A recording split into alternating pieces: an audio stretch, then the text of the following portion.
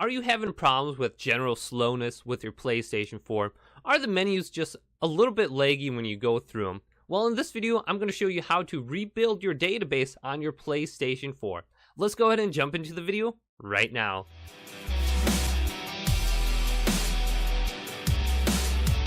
If this is your first time watching a YourSixStudios video, make sure you leave this video a thumbs up and subscribe to my channel down below. I love showing you guys tech help videos for the PlayStation 4 and live streaming on this channel.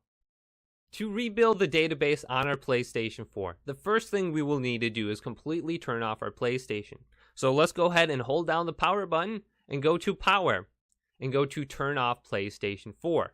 And we cannot have it in rest mode, otherwise we will not be able to reboot the PlayStation 4 into safe mode. Now that the PlayStation 4 is completely turned off, go ahead and hold down the power button for approximately 7 seconds. You will hear an initial beep, and then you will hear a second beep. And once you hear that second beep, go ahead and let go of your PlayStation 4. And this will launch your PlayStation 4 into safe mode.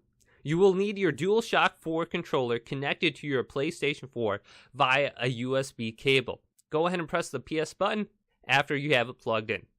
Now scroll down to option number 5, Rebuild Database. Let's go ahead and select that right now. Now when you get to this screen, it says it may take a few hours to rebuild the database on your PlayStation 4. However, it's most likely only going to take a few minutes. So let's go ahead and scroll over to OK and press OK.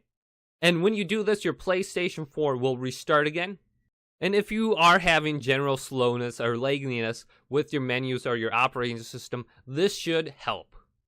Now you're going to be brought to this screen where you just see a little line that goes from left to right. It's rebuilding your database on your PlayStation 4, and it shouldn't take long. And it will even give you an estimated time of how long it's going to take. Mine says 6 minutes. That's nowhere near a few hours. When this completes, it will start up your PlayStation 4, and your operating system should be running much smoother and quicker. If this video helped you out, go ahead and leave me a thumbs up on it, and subscribe to my channel down below. And check out some of the other content coming up next on YourSixStudios.